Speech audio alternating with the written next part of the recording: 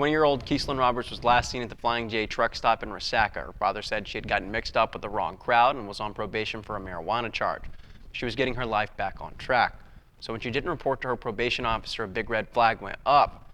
Keeslyn was reported missing to both the Murray County Sheriff's Office and the Gordon County Sheriff's Office before the case was kicked over to the Georgia Bureau of Investigation in November of last year. Since then, Eric Roberts says she had a brick wall with no leads or updates from investigators.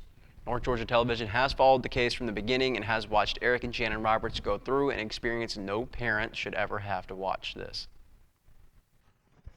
Eric, I want to thank you for coming back today. I hate the circumstances. I can't even imagine what you will have somewhat imagined, because I think about it all the time. I told you that. I pray for Keeslyn and you guys all the time. This has been, I'm sure, the worst thing that's ever happened to you by far. Yes, it has. And so you've had false leads. You've had, I mean, to be honest, not a whole lot of help. So what has this process been like since the moment you reported Keeslyn missing? Just the negativity from local and state levels not want to communicate with me at first, and they became interested in the case, I guess, after, they speculated that she was just a runaway, then it led into, no, she's not a runaway.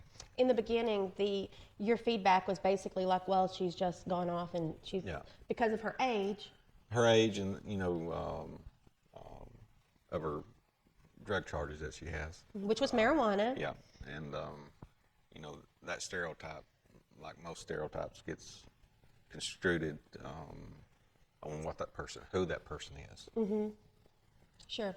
And because she was young and because she had marijuana charges, but to be clear, it wasn't any, and I'm sorry, I don't know where you stand on marijuana usage or whatever. It's very controversial. Anyway, we won't get into that. But it wasn't heroin or anything like that. I mean, she was on the first offenders when she got, what the word is. But she was put on first offender, so, all she had to do is complete her probation, and she would have been, her plate would have been clean, nothing on the record or nothing. So you can't tell me somebody's going to run away from that. Because that's going to cause a whole lot more. Or go in hiding. But, so, and just to go back over this part again, when you first discovered that, Keeslyn wasn't calling you and that she wasn't, she was gone, her car was still at the Flying J truck stop. Yes. And she wouldn't have left her car. I would assume no. I mean, any teenager's not going to leave her car. Sure. Sit. That's her freedom. That's how she gets around. And she had money inside. She had other valuable, things that she wouldn't have left behind. Yeah. Additionally, your wife, Shannon, and Keeslyn were close. Yes. And you talked, there wasn't a rift in your, in your communication with her. She called you regularly, and you supplied her with her money. Yeah. Yeah. So, and then she just quit calling. Just quit calling. That's the other thing that irritates me, that the local officials are not asking for her text messages, which I think would lead us to what happened prior to that day and up to that day. So I don't understand that. One, they're not requesting them because, most teenagers nowadays, 99% of the time, are texting. So, and social media. Yeah. So we've looked in almost all our media stuff, and, it's all, even calling through Facebook, that, that's what she did. But not to get them records or request them records is just blowing my mind. Sure. But the communication now is just basically stopped with all the officials that are involved. Now, Eric, you never stopped. You have been, because I talk to you and your wife regularly. You have private detectives. Yes. You have followed your own leads. Other people, have followed leads, and you're constantly, like, on a daily. This is your life. Yeah. That's your only daughter. It's consuming us. And first of all, I'm sorry that more hasn't been done. And I think the reason we're here today is to update you guys on the status of where this investigation is or isn't. Right. And because, Eric, you're just so frustrated and you don't know where to go. And you could be any of us with kids out there. It could be anybody whose child. I don't care how old they are. If they're, 5 or 15, 25, when someone goes missing, I believe that not only the community, and you have had a good bit of the community behind you, Correct. but law enforcement, whether it be local, state, national, or whatever, the media, everyone should be all over this, and we should be able to find the missing person. I mean, we just need to get out there. Yep. Everyone needs to get active, and what can we do? I mean, what's the best thing that we could do to help you? I don't know what to do now. Yeah. You know, after contacting local and state representatives, and they seem not to care as well. So, And by that you mean they're not reaching back out to you? You don't feel like efforts are being made? efforts are not being made. What would you like for local, state, federal government to do? I believe, you know, from the state side, they need to investigate, you know, the local departments and ask them why they haven't done certain things that normally should have been done from the get-go. You know, why was I pushed from Gordon County when I found a car missing in Gordon County? Why was I pushed to Murray County? There was no reason for that. You know, because Caleb went missing in Gordon County. He's not from Murray County. Caleb Smith is the young man who went missing, I think it was 2 days before Keeslyn. Yes. Okay, and check this out. If you haven't already watched the Talk with Connie episode we did exclusively on Keeslyn, I'm going to link it on YouTube, the Talk with Connie's YouTube page, so you can find that easily.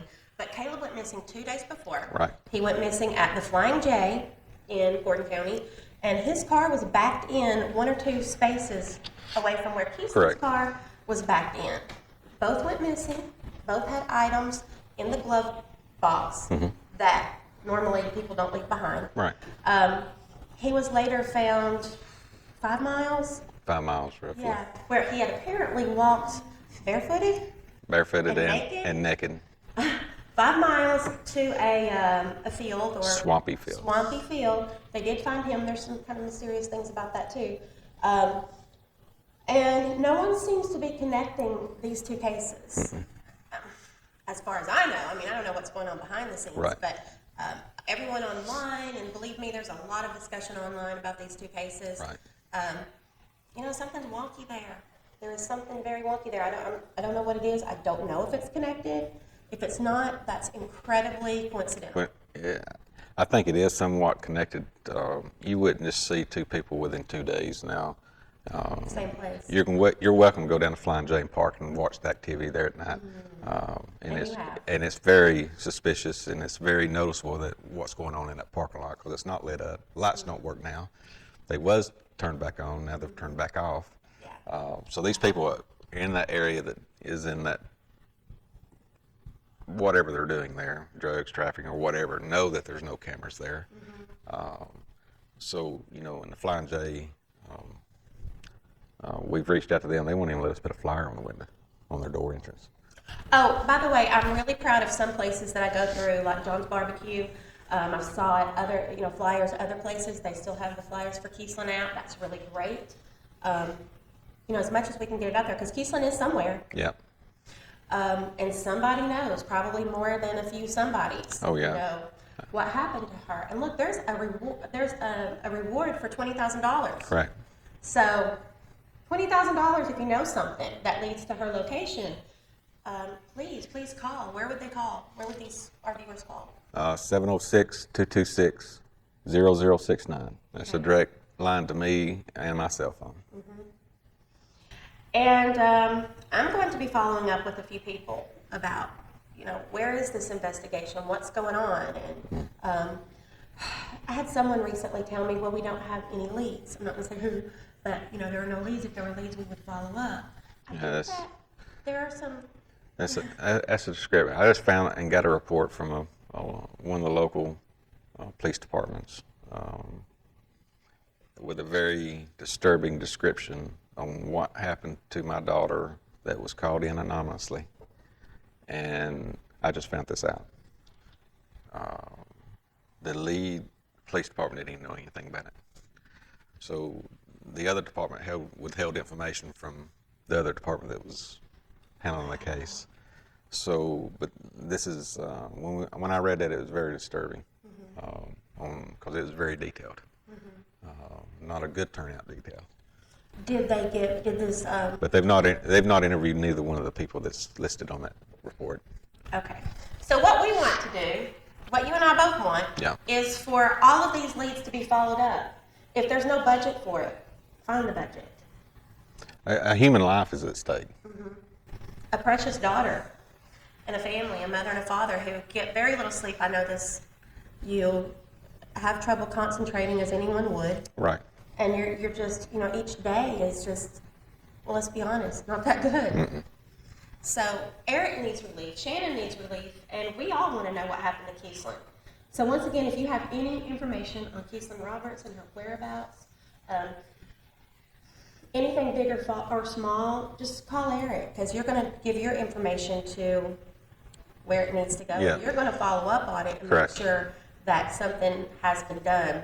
Also, there's a GoFundMe page, and I think the proceeds go to the reward. And Yeah. even possibly your detective's got to be Yeah, expensive. yeah. So, because you have a detective that you work with. Correct. And this is draining financially as well as in every way. This is draining, and it's so sad as a mother. I mean, my heart goes out to you guys constantly. Thank And is there anything else you want to add, Eric? Not at this time. We're just at a place. You're at a place where you're looking for any answers, any help that can. Yes. Yeah. So let's watch out for Keeslyn. And I'm going to be following this story very closely, Eric. And the rest of you will be right back.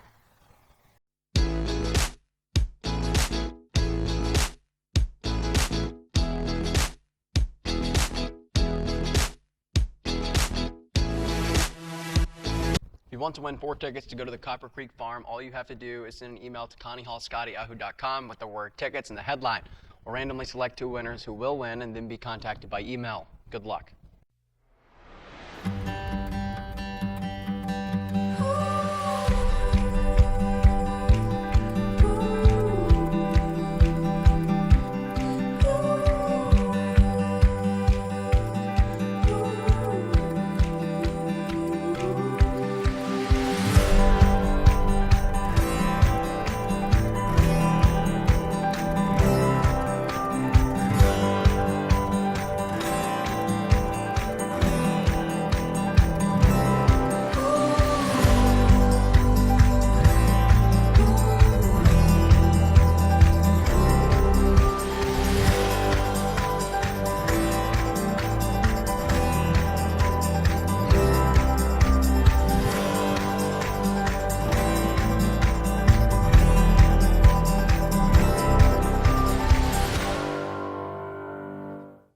Thanks for watching The Talk. To view this or a number of other past episodes, visit The Talk with Connie on YouTube. While you're there, please subscribe.